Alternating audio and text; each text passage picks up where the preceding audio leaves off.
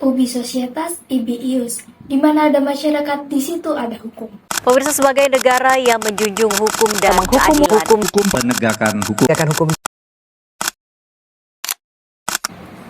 Frasa ini menjelaskan bahwa di mana ada kumpulan orang yang hidup bersama alias masyarakat, di situ pasti ada aturan-aturan alias hukum. Hukum ini yang akan menjadi panduan kita untuk hidup bersama dengan damai dan tertib. Teman-teman mungkin sudah tahu bahwa Indonesia merupakan negara hukum. Hal ini sudah tercantum secara jelas dalam pasal 1 ayat 3 Undang-Undang Dasar 1945. Pernyataan tersebut mengindikasikan bahwa segala sesuatu yang dilakukan harus didasari oleh hukum. Maka dari pernyataan tersebut, kita sebagai warga negara Indonesia perlu mengenal lebih jauh mengenai hukum yang ada di Indonesia.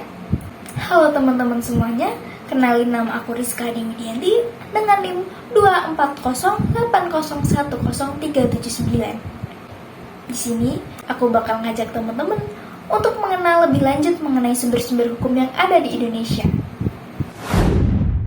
Pengertian sumber hukum. Sumber hukum adalah asal-usul undang-undang dan aturan mengikat yang memungkinkan setiap negara untuk mengatur wilayah dan tindakan warga negaranya. Sumber hukum dibagi menjadi dua, yaitu sumber hukum formil dan sumber hukum material. Yang pertama, formil. Formil adalah sumber hukum yang memiliki bentuk-bentuk atau formal tersendiri yang secara yuridis telah diketahui atau berlaku secara umum. Sumber hukum formil ada 5, yaitu yang pertama, undang-undang, kebiasaan, traktat, doktrin, dan yang terakhir, jurisprudensi. Yang pertama, undang-undang. Undang-undang merupakan peraturan negara yang mempunyai kekuatan hukum yang mengikat, diadakan, dan dipelihara oleh penguasa negara. Selanjutnya, yaitu ada kebiasaan. Kebiasaan merupakan suatu cara hidup yang sudah dianut suatu bangsa atau masyarakat, yang sudah berlaku lama, turun-temurun, sampai beberapa generasi, yang pada hakikatnya mendasar dan sudah menjadi pedoman bertindak, berpikir, dan bersikap bangsa dan masyarakat tersebut. Kebiasaan merupakan salah satu hukum tidak tertulis yang ada di Indonesia. Contoh kebiasaan yaitu pernikahan semarga di Batak, lalu yang kedua ada upacara ngaben di Bali, dan yang terakhir ada perkawinan endogami di Dayak. Yang ketiga ada traktat. Traktat merupakan suatu perjanjian yang diadakan oleh dua negara atau lebih yang isinya mengatur tentang masalah atau persoalan tertentu yang berkenaan dengan dua negara bersangkutan. Jenis traktat ada 3, yaitu yang pertama bilateral, multilateral, dan kolektif. Bilateral, bi yang berarti dua, seperti namanya, maka bilateral adalah perjanjian dua negara. Contohnya adalah perjanjian antara Indonesia dan Tiongkok, yaitu Bilateral Economic and Trade Cooperation. Seperti namanya, perjanjian ini mencakup berbagai aspek seperti perdagangan, jasa investasi, dan aspek lainnya antara Indonesia dan Tiongkok. Multilateral, multi artinya banyak atau lebih dari dua negara. Seperti namanya, perjanjian ini adalah perjanjian yang mengatur lebih dari dua negara. Contohnya adalah perjanjian APEC atau Asia Pacific Economic Cooperation, di mana perjanjian ini adalah forum kerjasama ekonomi yang didirikan pada tahun 1989 di Canberra, Australia. Perjanjian ini memiliki 21 negara anggota di dalamnya, termasuk Indonesia yang juga bergabung pada perjanjian ini. Yang ketiga ada kolektif atau traktat terbuka, yaitu yang memberi kesempatan kepada negara yang tidak turut serta dalam pengadaan perjanjiannya, tapi kemudian bergabung menjadi pihak yang terlibat. Contohnya adalah Piagam PBB. Piagam PBB dibuat pada 26 Juni 1945.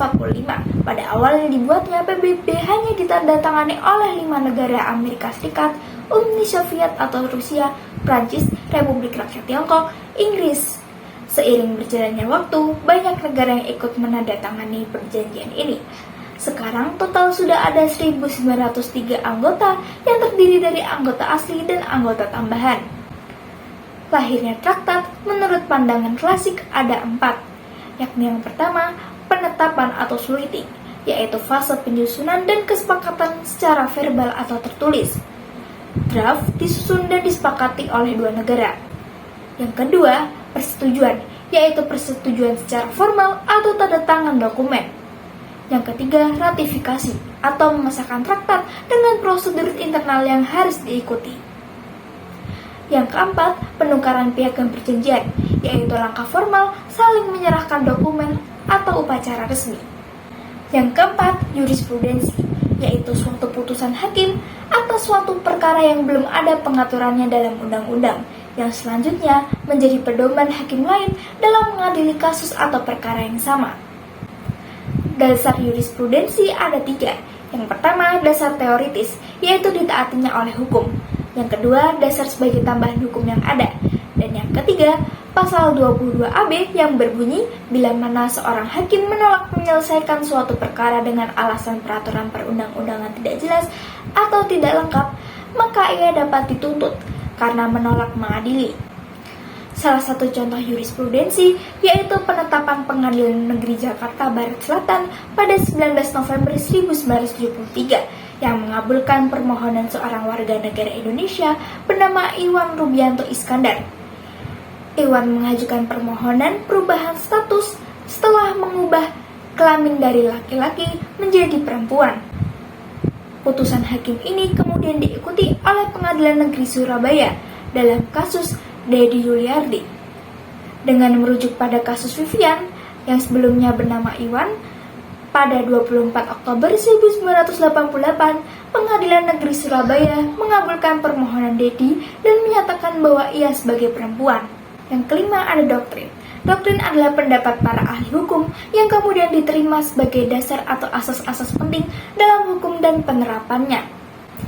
Contoh dari doktrin adalah ajaran res politica dari Montesquieu. Ajaran res politica atau pemisahan kekuasaan membagi kekuasaan negara menjadi 3, yaitu eksekutif sebagai pelaksana undang-undang, legislatif sebagai pembuat undang-undang, dan yudikatif atau kehakiman sebagai pengawas pelaksanaan undang-undang. Selanjutnya ada sumber hukum material. Sumber hukum material yaitu sumber hukum yang menghasilkan isi suatu hukum sendiri, baik secara langsung atau tidak langsung. Dalam arti lain, segala aneka gejala di masyarakat, baik yang sudah menjelma menjadi peristiwa hukum ataupun yang belum. Contoh sumber hukum material adalah ada gejala kekerasan ayah ke anak yang melahirkan undang-undang kekerasan pada anak.